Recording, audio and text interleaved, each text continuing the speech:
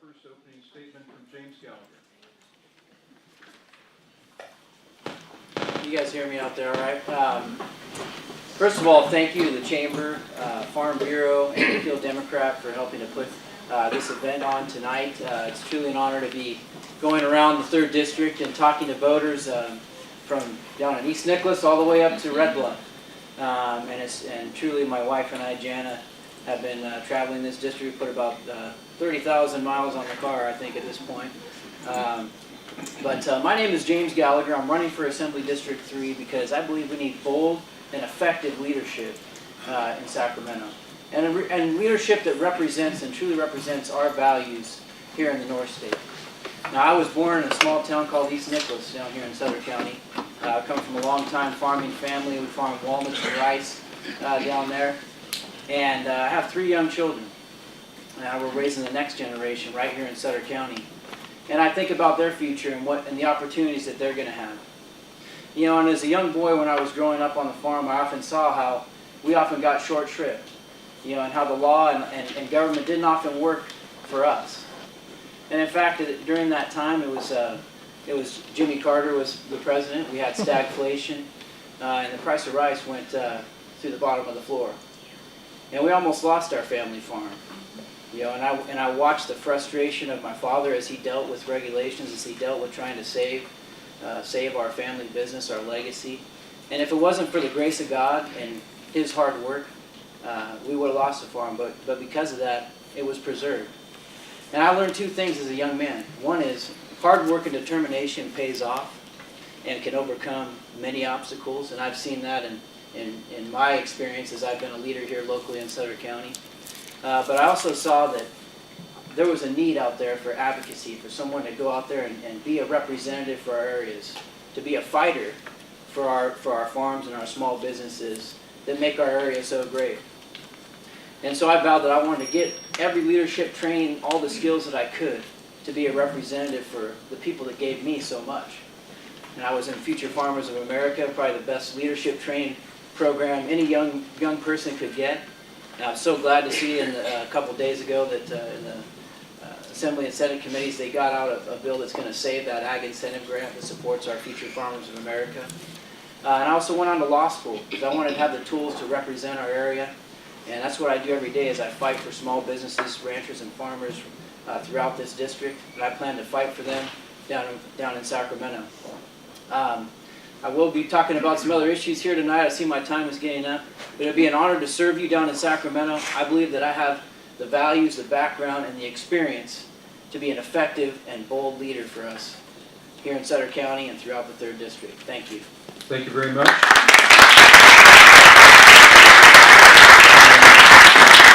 Our next candidate is Ryan Schohr. Thank you, Bob, and I too want to thank everybody for coming out this evening. My name is Ryan Schohr, and I'm a 6th-generation California farmer. I was born just down the street at the hospital here, left there, and went home to our farm at the north end of Pennington Road, west of Gridley, where I was born and raised. Went to Chico State, became a full partner in our farm, where I continue to farm today. But like James, I was involved in the Future Farmers of America in high school. I went on to serve as a state FFA officer. I was elected by my peers from around the state.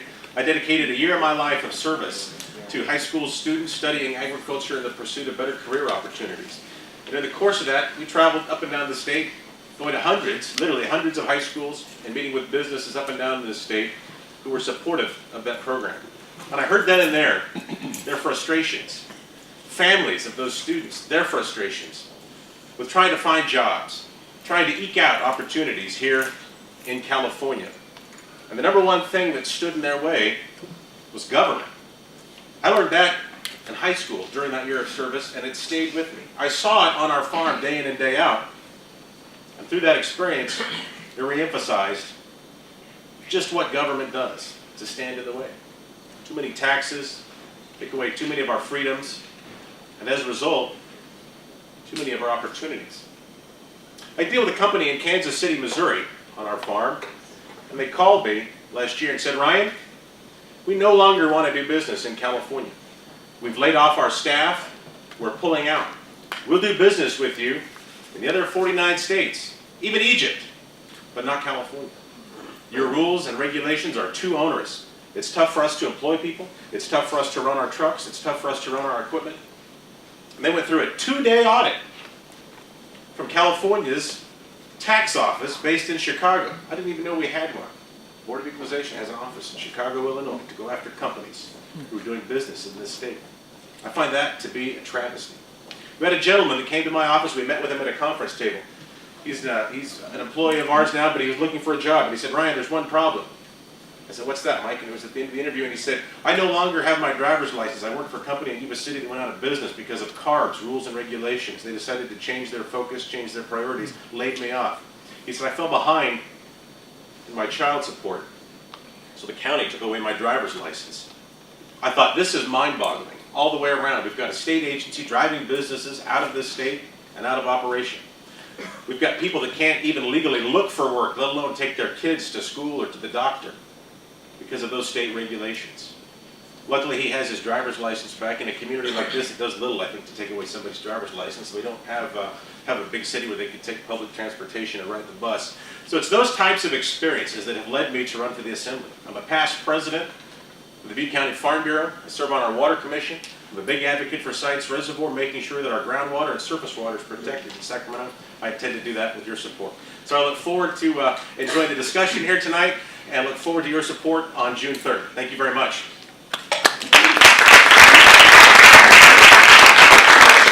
Thank you, Ryan. And our next candidate is Jim Reed. Jim, you have up to 3 minutes. Thank you. I thought, well, first of all, let me also thank the sponsors for putting on this event, and all of you who've shown up here tonight. What a great crowd.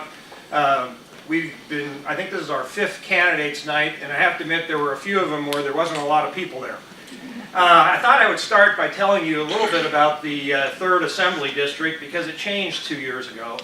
The district consists of not only Yuba and Sutter counties, but it includes most of Butte County, Glenn County, Tehama County where I live, and a small part of Colusa County, although it's roughly half the population of Colusa County. And Dan Logue is the present assemblyman, but he's termed out, and so basically the 3 of us are running for an open position.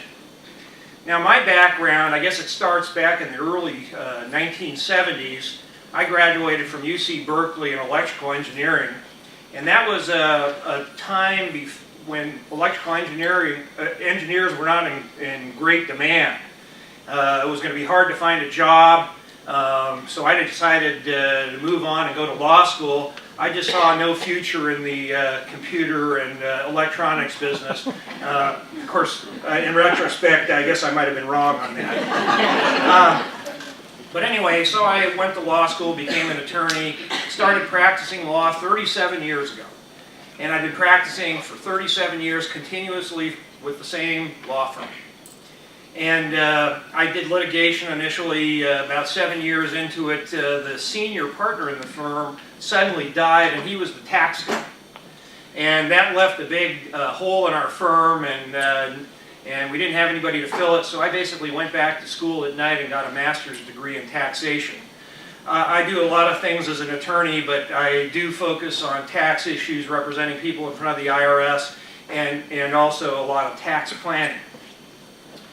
There's a number of issues that are really important to the state of California at this point, and I guess I would characterize the 3 most important issues at this point as number 1, water.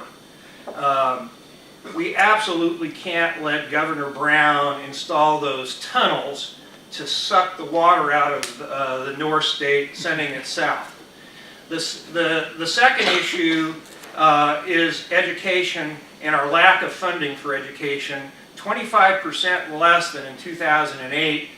Some of it's come back, but not much. Education, putting money into education is an investment for the future, because our students will hold better jobs, earn more money, pay more taxes. And the final one, which I don't have enough time to explain at this point, is tax reform that helps encourage the economy to recover and brings jobs to our area. Thank you. I'd like to remind everyone as we're getting some of the cards up, as questions are coming up, that please have the questions be questions that we can ask all of the members up there on the dais, whether they're for the State Assembly or whether they're for the District Attorney that coming up after this one. We're not going to be asking questions that are directed at one candidate, so if you'll please make sure that your questions could be one that could be answered by everyone, that would be very helpful. Thank you. Okay, let's go ahead and start our series of questions, and we'll start with Ryan Schohr, and again we'll rotate through, and Ryan, you'll have an opportunity, if you'd like to take it, to have up to a 1-minute rebuttal after the other two candidates answer the question. Another major corporation is leaving California. Toyota Motor Company is moving from Torrance, California to Texas. Big loss for California again, one of a long string. Texas is booming, California is slumping. How can we attract major employers, especially those providing good paying jobs, to California and stop the exodus to states like Nevada, Arizona, and Texas? Thank you, Bob. As I mentioned, I do business with a company just up the road in Kansas, and my wife Holly's from Oklahoma, so we have friends there in those states, and I understand why companies want to leave California. They're offered a certain level of confidence that the rules of the field won't change midstream. In California, we've got nearly 500 different agencies that we all are responsible for paying for. Nearly 500 different agencies that make up new rules and regulations at arm's length away from the state legislature. So we need to bring that oversight back. But we need to offer those companies a level playing field so that here's the rules of the game, if you will, so that they have the confidence to invest, to hire, invest in new factories, and create demand here in California and abroad. We're well positioned to be able to export to Pacific Rim countries. I've hosted a delegation from Chinese on my farm. I know what it takes to make it happen. And I think I want to work to keep those companies here. I think that's my responsibility to you, is to not only keep companies here, but bring new ones here. Part of that is making sure that Sacramento doesn't drive down the level of confidence in those businesses, so that they know that their investment is safe. Their families are safe to invest in a new kitchen for their home, and that their kids will have a good education, so we don't ruin those types of institutions. Thank you. Jim? Well, first of all, I disagree with the assumption that Texas is doing very well and California is not doing well at all. In fact, California has greatly recovered from the recession of 2008. The best economy in the entire nation is in San Francisco and the Silicon Valley right now. Now, of course, the problem is that the recovery hasn't been uniform across the state of California. Whereas while the Bay Area is doing very well, our rural areas are having a tough time. If California was a country, it would have the 8th largest economy in the entire world. I believe what we need to do is give a tax incentive to those companies that are doing really well in the Bay Area and other successful areas. Give them a major tax incentive to move to rural areas. Marysville and Yuba City is the perfect spot to relocate a company, high-tech company, let's say, because it's got the people, the educated people, to fill those jobs. Thank you. Thank you. James? Well, it's a sad state of affairs when we're losing business here in California. And the truth is, Toyota's not the first. We've been losing business for several years now here in this state. Campbell's Soup plant closed down in Sacramento. We've lost peach processing and other facilities here that are close to home that have been important for our economy. And the answer for why they're leaving is very simple. We are the most highly regulated, highly taxed business climate in the nation, period.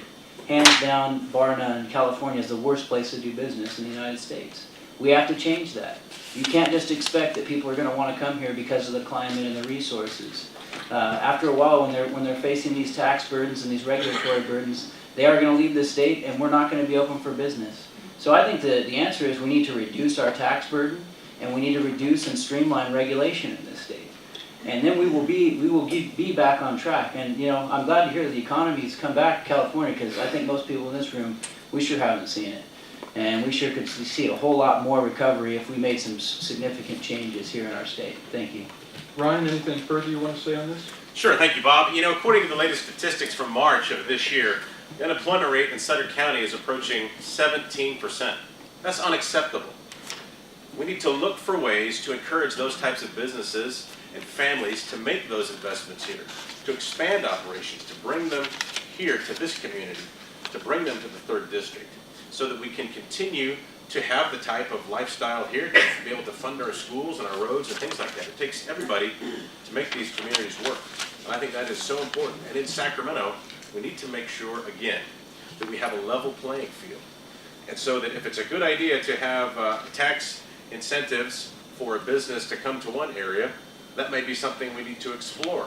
But I think that that ought to be offered to a lot of folks. I think our taxes and fees are too high. We need to leave more money in the pockets of folks here. Because if it's a good idea for our tax dollars to be spent locally, local businesses, local charities, then it can't be a good idea to take more of our money and send it to Sacramento, where it's squandered.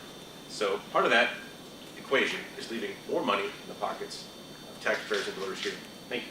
Ryan, if I could, if you, when you talk, have the microphone pointed towards you so the taping can pick you up. Sure. All right, so it sounds like we have a recovery, but not quite here. We want to streamline things, and we want to make things more equitable across the board.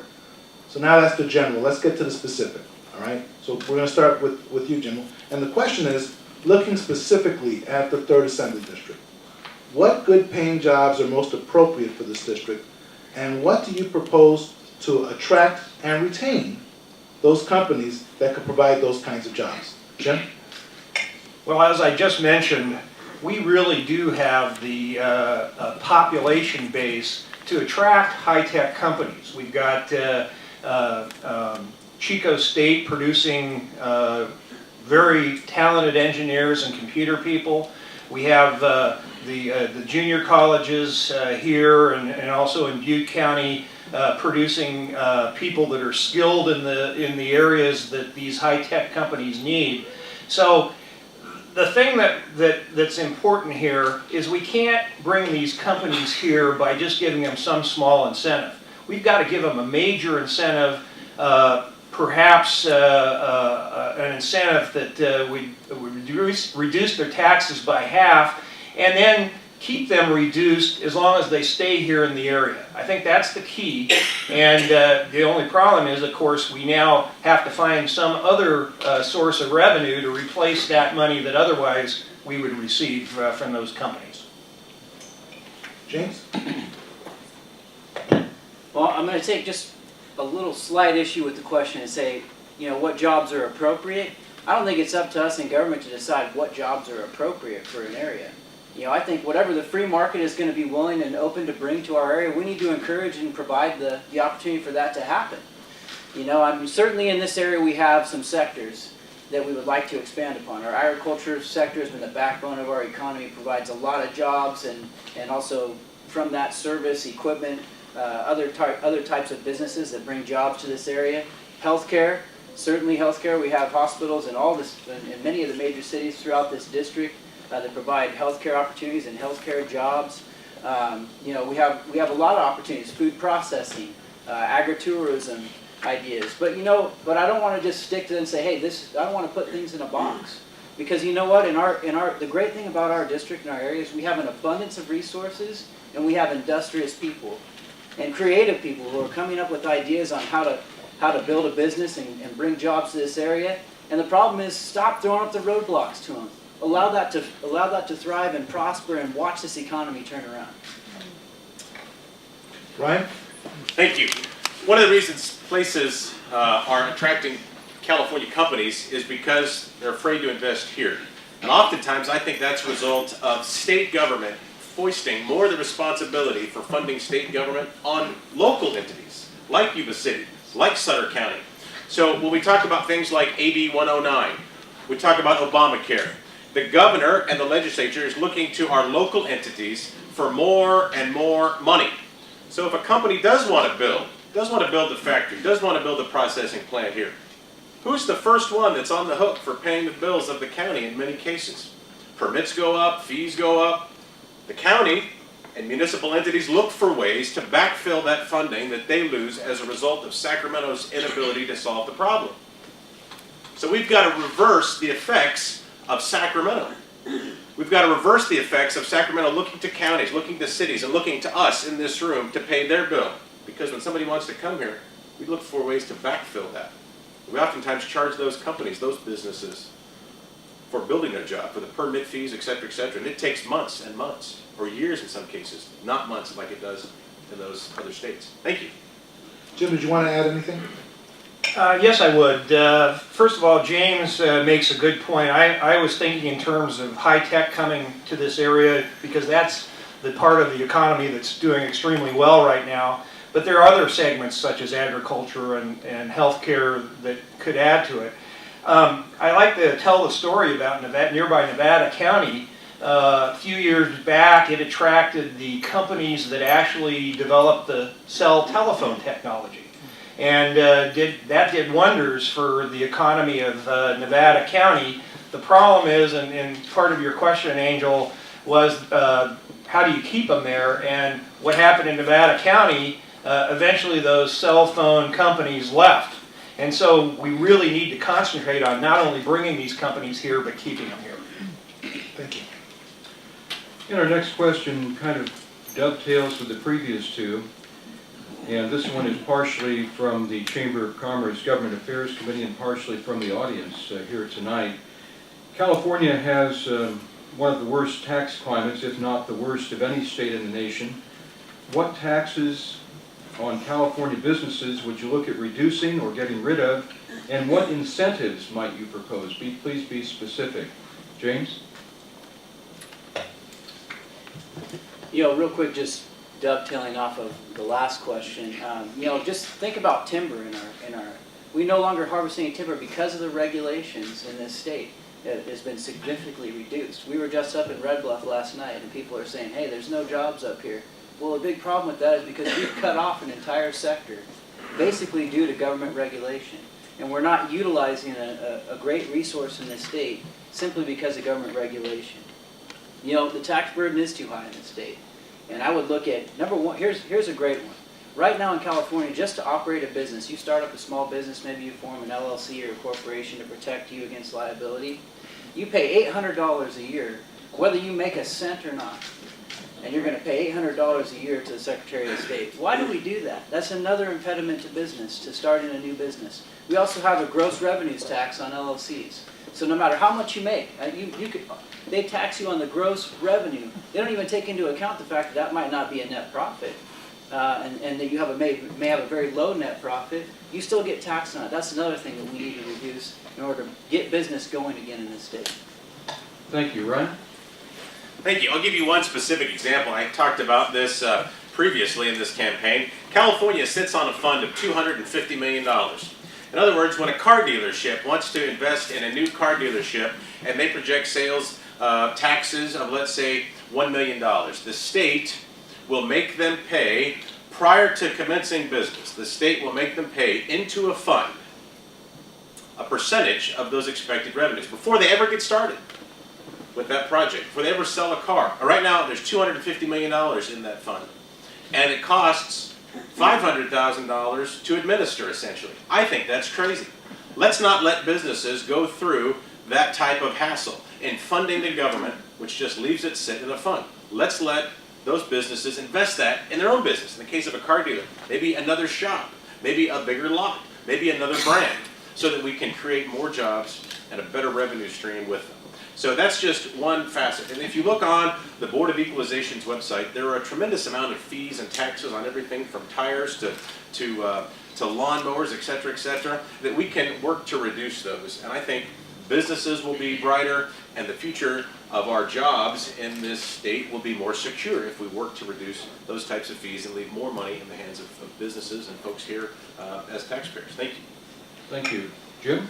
I've already said that we need to induce companies that are successful to come here, and of course that costs money. I think we need to eliminate certain user fees that are very irritating to people, such as the rural fire protection tax, and my favorite that bothers me is the school bus tax. If you live a long ways from the school, you've actually got to pay for the school bus to come and pick up your kids. We need to eliminate those things. We need to fund education better, and we need to fund the Williamson Act. all this requires more money, right? Well, our income tax rates are already too high. Our sales tax rates are already too high. The only other source is property taxes, and I would not touch Proposition 13 with respect to homeowners. It's a great program, but there's a gaping hole in the Prop 13 system, and that is the same benefits that we get as homeowners are also applied to large industrial properties such as oil refineries. That's a loophole we can plug. James, anything further?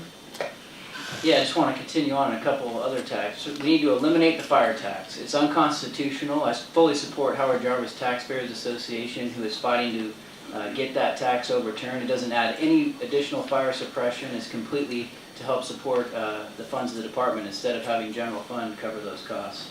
We need to reduce the income tax in the state of California. It's too high. We have the highest income tax. We need to reduce the corporate tax. We have the highest corporate income tax throughout the United States. We need to reduce those things. And you know, a funny thing happens, you know, when you reduce these taxes, and whether it was John F. Kennedy who did it or Ronald Reagan who did it, what happens is more revenue comes in when you do these tax reductions, and then we have more revenue for all the things that we need in government, for our education, for our infrastructure, for our public safety, so that our kids are safe and they can walk the streets safely. And we'll talk about EB 109 because that's going to be a big issue we're going to have to tackle. But we'll have more revenue when we reduce that tax threshold. We don't have a question tonight on the Williamson Act, but James said he supports bringing it back. Could I just have a yes or no from the other two candidates? Yes, I support the Williamson Act and restoring it. Yes, wholeheartedly. Okay. And I look forward to that continuing on and making sure that the state backfills some of that. Okay, very good. Thank you. The Enterprise Zone program ended last year in California. We here in Yuba Sutter had one of the largest zones in the state with hundreds of businesses eligible for tax benefits.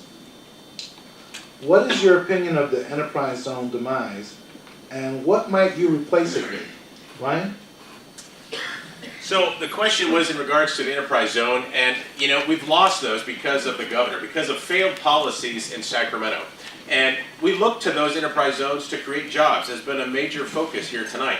And I think to replace that, we had to work to reduce those tax burdens on every business, everywhere, whether you're in that enterprise zone or you're just on the outside of that enterprise zone. Because there were a lot of families and business owners that thought that was unfair based on the geography. We live in one state of California. How is it that we're picking and choosing winners and losers? So I look forward in Sacramento to working to reduce the regulatory and the tax burden on the businesses that we're operating in those zones, as well as those outside of those zones. If it's a good idea to do it on one side of the street, it makes sense to me to offer that on the other side of the street as well, especially when we're talking about an entire county with an unemployment rate like we have as high as it is now in some of these Northern California counties. So I think we need to reduce the regulatory burden and the expenses that we are paying in Sacramento and the debt that we have, and we need to make sure that those tax incentives are offered across the board. In other words, if it's a good idea there, it's a good idea everywhere. So thank you. Jim? Well, I certainly supported the Enterprise Zone program and was disappointed to see it disappear.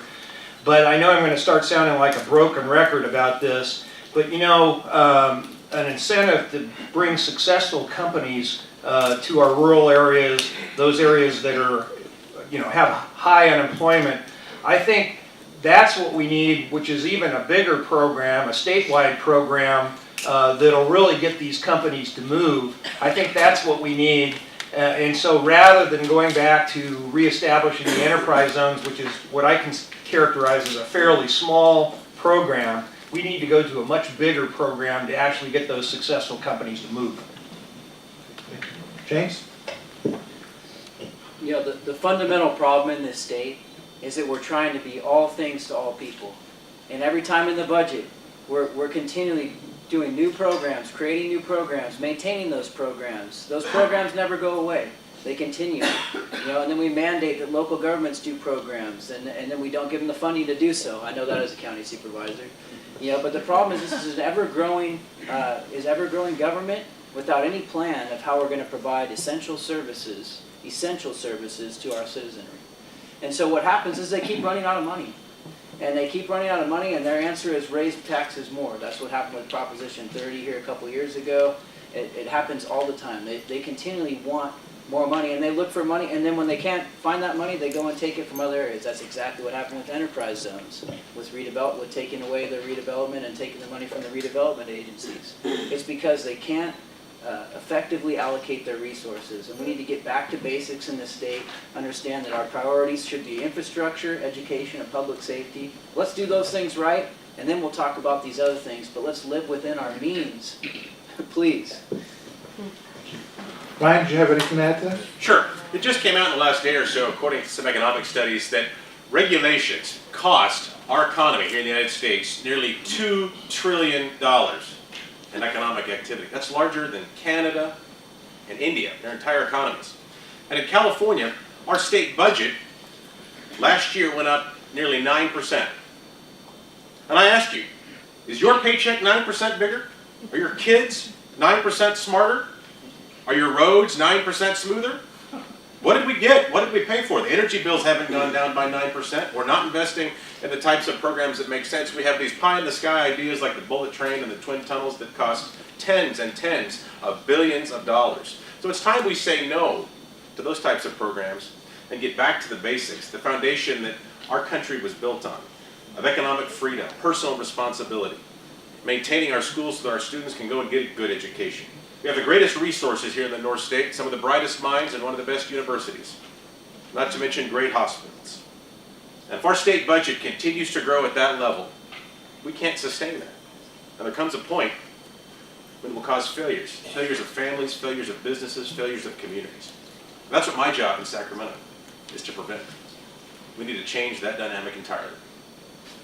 Let's go on to our next question, start with Jim Reed, and I apologize for the length of the question, but I think you'll understand why it may be so long. In 2006, the legislature passed and Governor Schwarzenegger signed AB 32, the Global Warming Solutions Act of 2006, which set the 2020 greenhouse gas emissions reduction goal into law.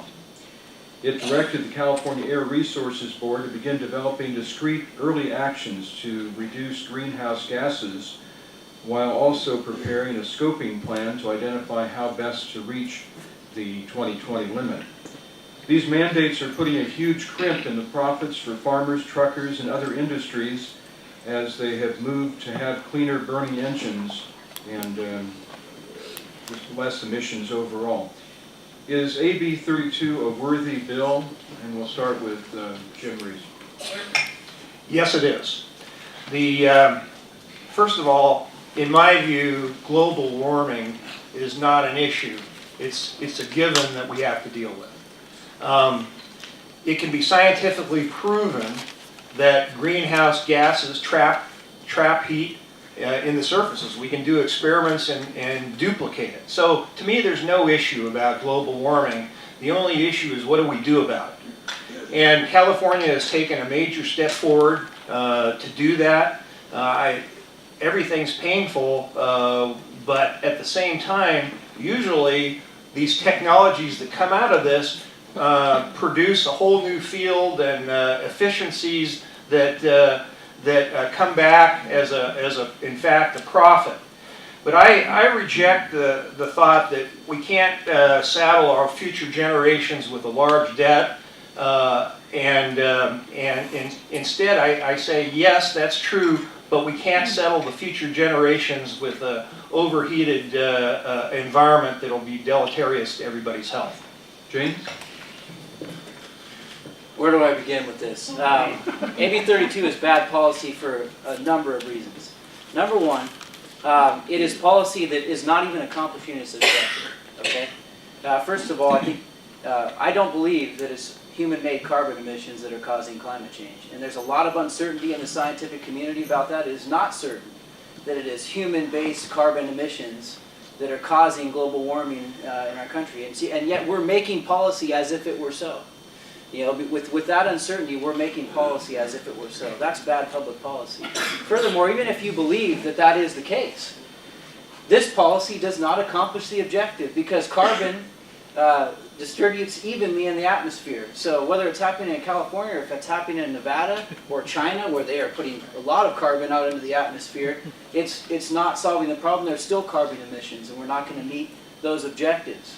So we're not even meeting the stated objective. Actually, they actually looked at it. If you were to just allow the trucks to go out by natural attrition instead of taking them off the market, you get to about the same carbon emissions. So that's bad policy. Not to mention, the legislature is not legislating. They're giving their authority to regulators who are not accountable to the people, and that is wrong. Ryan?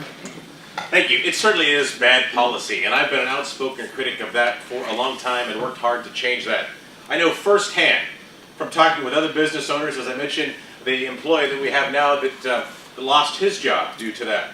We have 3 trucks in our operation that are parked, a Peterbilt, a Freightliner, and a Kenworth, because of AB 32 specifically.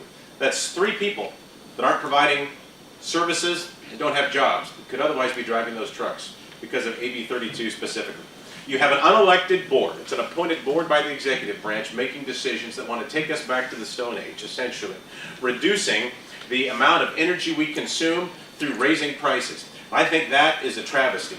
And if you look at some of the things that CARB is doing, they want to take us back to emissions levels not heard of. Essentially, we'll be back to the horse and buggy era if we look at the carbon emissions. Meanwhile, we talked about our forests, the dead and decaying forests, because we haven't been managing our resources responsibly in our forests. We have those dead and dying trees producing carbon left and right.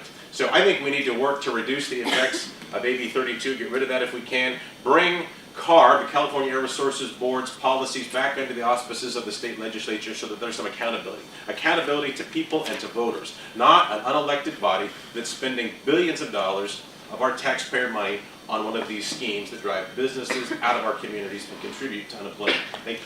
Anything further you want to add, Jim? Yes, as an engineer with a scientific background, I can tell you there's no credible evidence by any scientist that global warming is anything but human caused. And so I reject that. Now James is correct though. I mean, the carbon is going into the air all over the world, and it does distribute, and that's a problem, and we need to work on getting countries like China, I think they're finally taking note that this is a big problem, encouraging other states throughout the United States to take action. But I think Prop 32 does cause California to lead by example, and that's a small price to pay to save this plant. And if I could remind the candidates, we're trying to get a whole bunch of questions. We have more than double the number of questions from the audience that we can get in. So if we could watch the time cards, and Wendy, if you could wave them high and proud. Okay. Embarrass them, in other words. All right. Well, listen. There's been a bit of a theme. Those folks in Sacramento, we've heard that. We've got regulations that really make sense in populated areas. Pretty much not here in this rural area. So here's a question from someone in the audience. What are your views on the current movement to allow Northern California counties to break away from California and form the state of Jefferson? And if you're for it, why? And if you're not, also please explain why. We'll start with James. I support the Jefferson Declaration movement. And this is what we're trying to do. This is what people are trying to do with this. And you know what? The best thing about this, it's not government people. It's not top down. This is grassroots people who are just frustrated with not being represented, you know, in this state. That our values and our needs in the North State are being overlooked. And you know what they're trying to do with this is there's 2 objectives here. Either one is to get, you know, our own state and be able to have the opportunity to finally govern ourselves based on our values and the needs of us, of those of us in the North State. But the other part of the objective is to overturn this bad Supreme Court decision called Reynolds versus Sims, which took away California's former Senate system that had a senator for each county, basically a senator for each county. And when we had that, we actually had more representation, and that was like the federal model, where the Senate in each state has 2 senators, and that helps check the House, which is based on population, and allows more representation for rural states. Well, we need the same thing in California. That court case was decided by the U.S. Supreme Court back in the 60s. And as a result of that, California now has Los Angeles County with 20-something assembly members. And so it's a travesty that in Northern California, we have an assemblyman that represents 6 counties. So the representation between the Assembly and the Senate is really out of whack. And as a result, we have huge challenges. So I have said, and I've been on record, of supporting the idea of running this up the flagpole so that folks can explore these issues. What it would cost, because there might be some issues. What will it cost to keep Orville Dam? What will it cost to keep our universities and some of those types of things? But let's explore all those issues so that we have a solid foundation by which to make that decision going forward. Because I think raising this up the flagpole, so to speak, in Sacramento will help bring some of these concerns to the table about how AB 32 and CARB is damaging our economy, how DWR is costing us millions with some of the things that are going on in our levees and our water system here in California. So it's a great idea to explore a lot of those things and bring better representation to Northern California. Jim? Well, I haven't signed the Jefferson Declaration, but I'll tell you, I was supportive of dividing California into more than one state way before the Jefferson movement took on this energy that it has right now, because I see the benefits. California has 2 senators representing us back in Washington, D.C. The 22 states with the smallest populations have a population equal to California, yet they have 44 senators back there.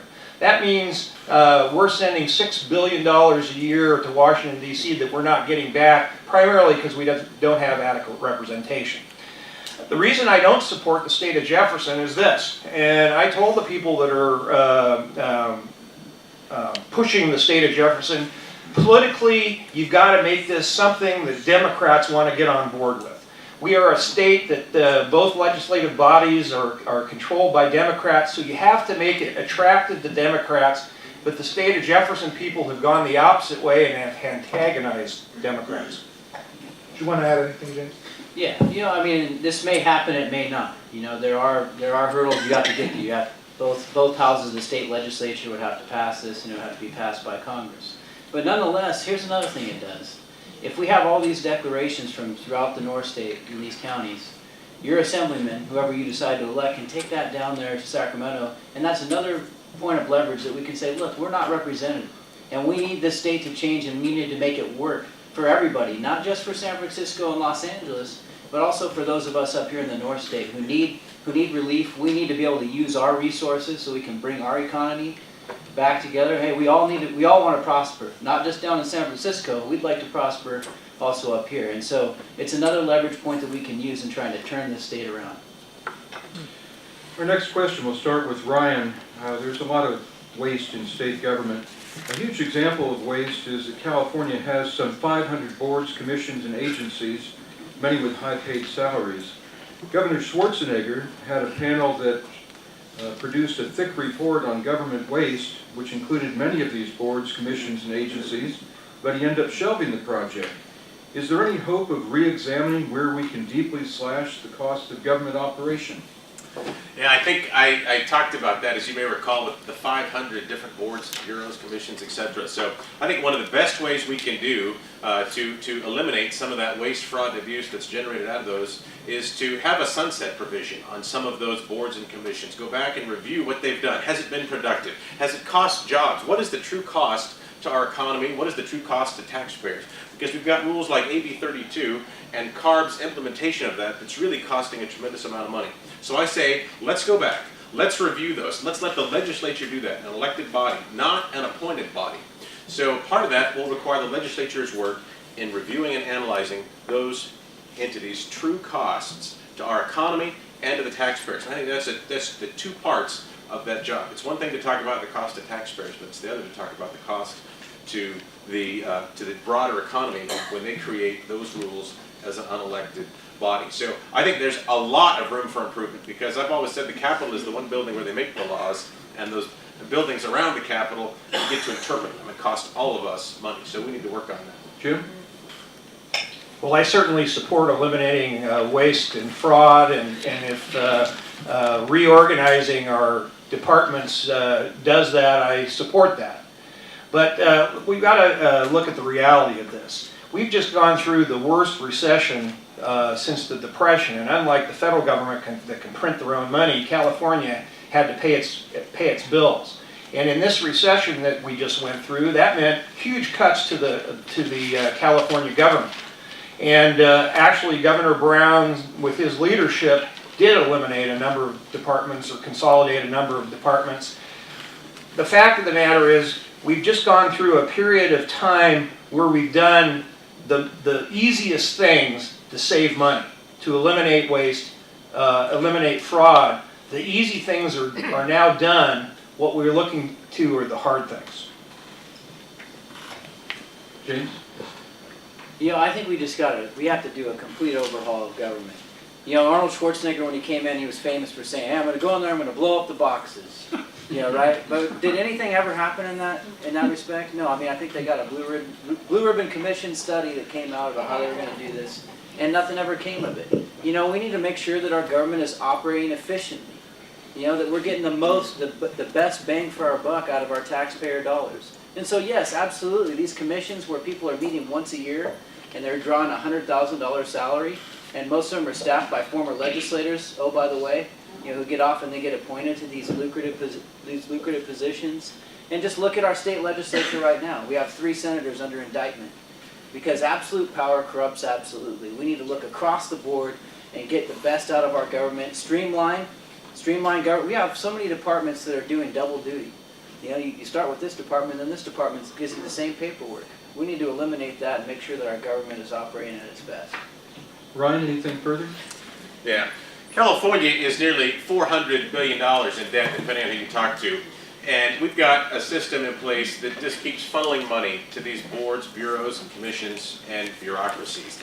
And that has to change. One of the ways we can do that is through our initiative process. If you look at the cost of some of these bonds and ballot measures that promote these types of authorities or bureaus, like the Rail Commission for the high-speed rail is one of them, they fail to mention the cost of financing some of those projects. And I think that's one of the things we can do is include on the ballot statement the cost of financing some of these operations. Because if you've got a $60 billion project, it often costs $60 billion in interest. So that board is overseeing now $120 billion potentially of taxpayer funds. So that's something that we need to work on. But again, we need to reduce the size of government. As I talked about, 8.5%, 9% growth in the state budget last year. Where does that stop? We've got problems in our local communities and our local municipalities that we need to get on track, and that has to stop in Sacramento, the spending like it's been going on. All right, well, we had 2 questions that were very similar, so I'm going to try to put them together. We're seeing a lot of domestic violence, and we're starting to see it spill even into the workplace as spouses go there to perpetrate this type of violence. What do you see as the role of state government in ending violence in the home? Jim, we'll start with you. Well, there's a couple things here, and let me start by saying I'm a gun rights advocate. And I have my own gun, I believe in it, but there are certain people that we need to keep those guns out of their hands. Violent criminal offenders and people with mental problems. Now I know the question is sort of going more towards domestic violence, and with respect to my gun, my wife doesn't know where the ammunition is.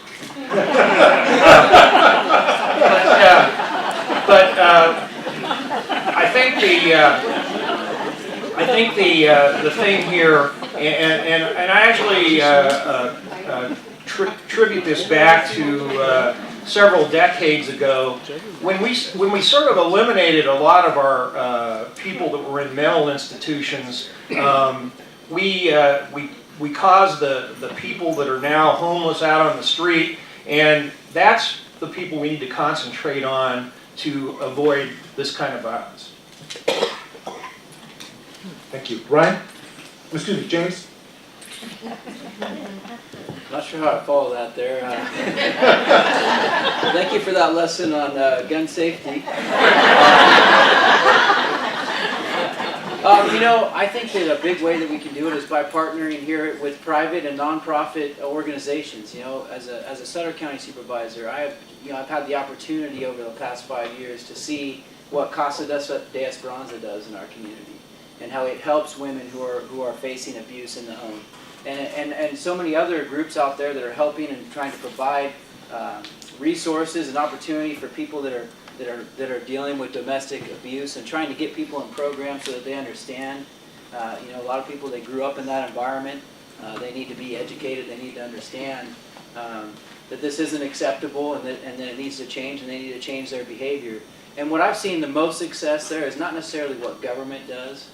Government can provide the opportunity, can facilitate, but really in providing those private and nonprofits their ability to go forward and do those programs. Yeah. Ryan? Thank you. Well, my wife Holly does know where the ammunition is stored. I'll keep that in mind. And she knows how to use it.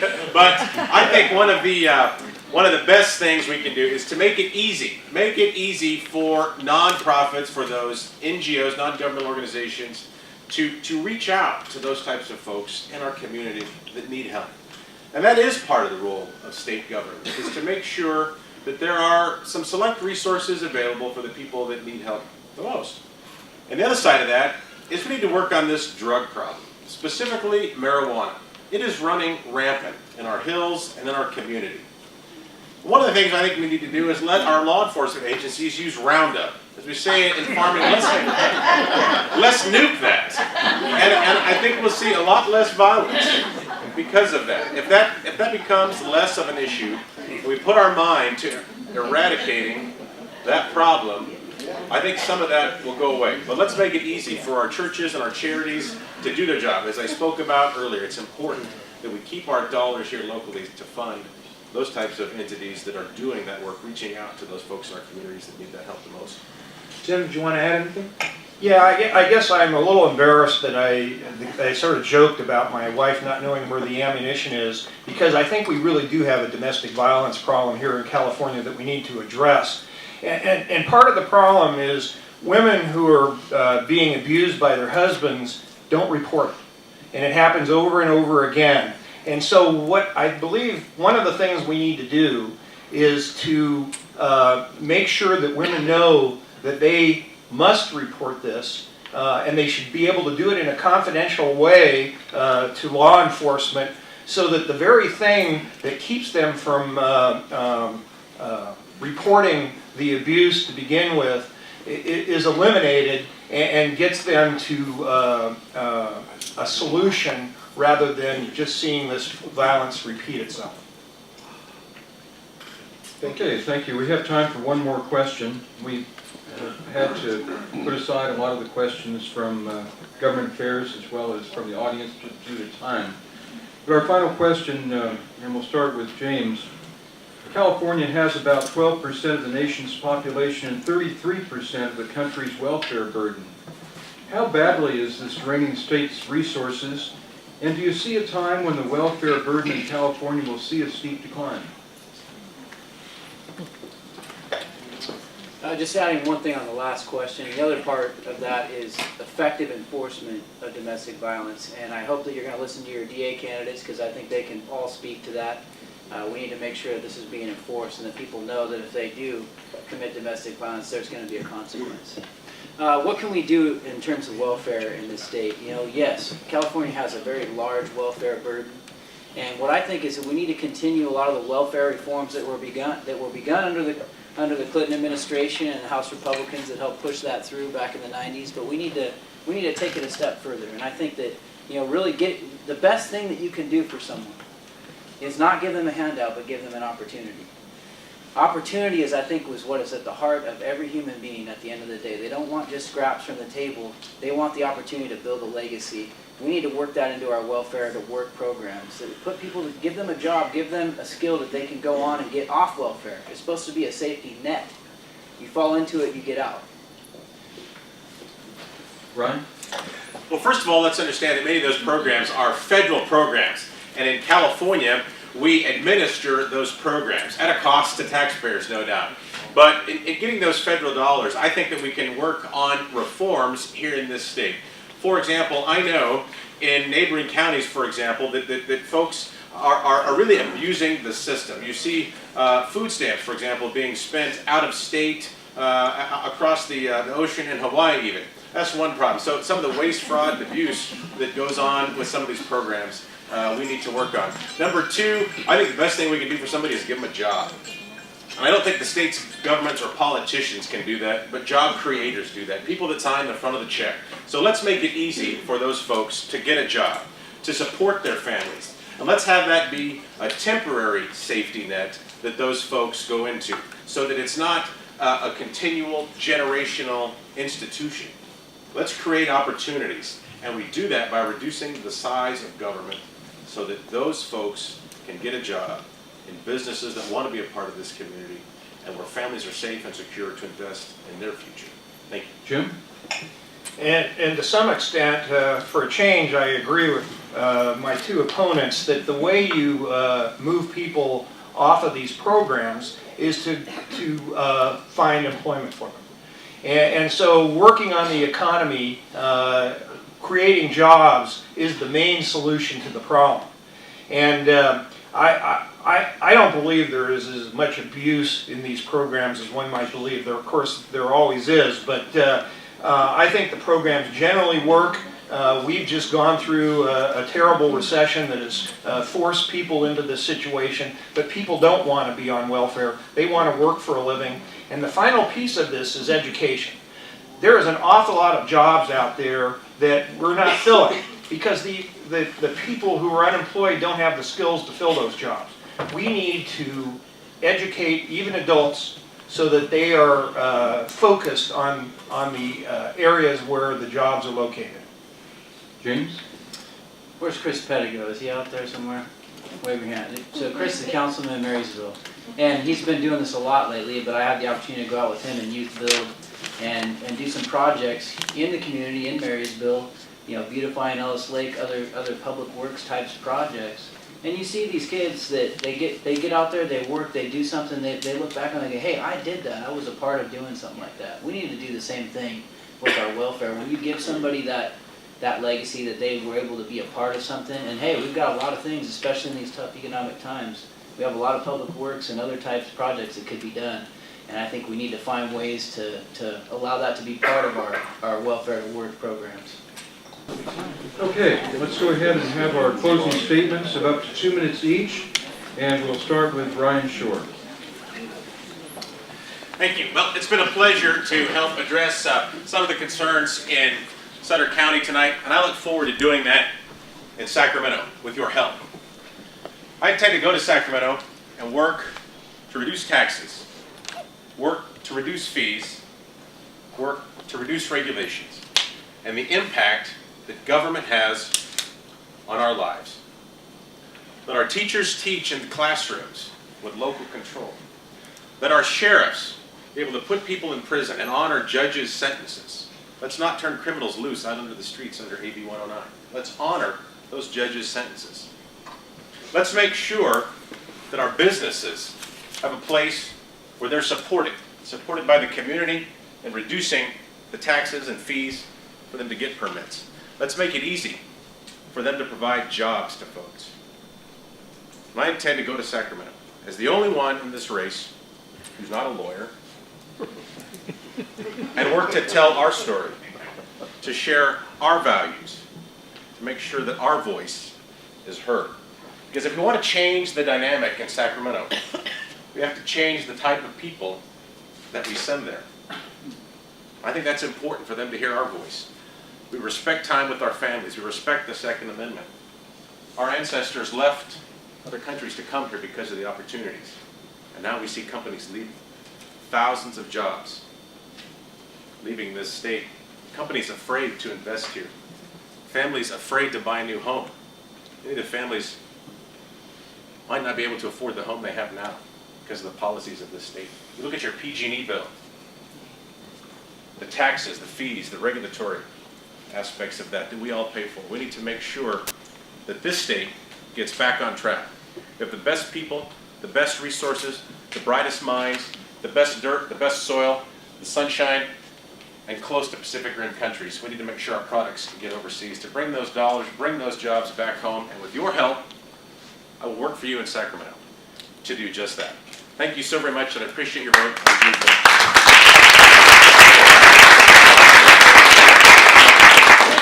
Jim Reed, you have the 2 minutes. Well, I think we all agree that we want to see an improving economy in our district. And people are always talking about what we need to do is invest in infrastructure, because that's where the jobs are created, and I agree with that. But usually when people talk about investing in infrastructure, they're talking about the government investing in infrastructure, building highways, etc. You know something? We need the private sector to invest in infrastructure. And I talked earlier about this gaping loophole in Proposition 13, the fact that companies with large industrial properties get this unfair benefit that was really intended for homeowners, so that they don't, when let's say they retire, their taxes aren't so high that they have to move out of their own home. There's no reason why companies like oil companies and other big manufacturing companies should be treated differently. In fact, I think it destroys the free market when it comes to competition of these companies, where you're not trying to produce a better product. You're not a successful company because you're producing a better product. You just happen to have a much lower tax rate than the company that moved in next door. But here's the important thing. Prop 13 discourages investment in infrastructure. When you buy a property, that establishes your tax basis. When you do improvements, the cost of those improvements are added on top of your tax basis. So now you have a tax of 1% on the value of the purchase plus the cost of improvements. The problem is, on big infrastructure projects, the cost of improvement is way higher than the value added. So if we change Proposition 13 to be based on current value, it will no longer discourage companies from investing in infrastructure. They will be paying not a tax that just continues on. And I'm out of time, so I will stop there.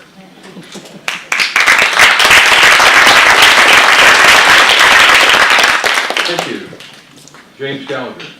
We know what the problems are in this state. You know, we've talked about it tonight. We've got an out-of-control regulatory environment. We have a tax burden that is crippling business in this state.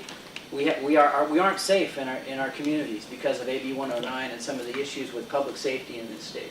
We know what the problems are, but what you guys need to know more than anything is you need to know who can be effective for you down in Sacramento, and who can accomplish these objectives and push the ball down the court. And I think you know in me that you have that, because I've stood right here beside you as we streamlined our government. We made it work better for us in Sutter County, as we accomplished pension reform and tackled that issue and took it on here in Sutter County. You know, as we took on the levee project, how our community came together and saw that need, and we didn't just stand on the sidelines and put our heads in the sand. We said, we're going to do something about it. And we came together, we had the meetings throughout the communities throughout this district. We went to the Army Corps of Engineers, we went to the Department of Water Resources, we said, we need this project to happen in here. And we came together and did it. I stood side by side with you, and we're breaking ground on that project today because of the work that was done in this community.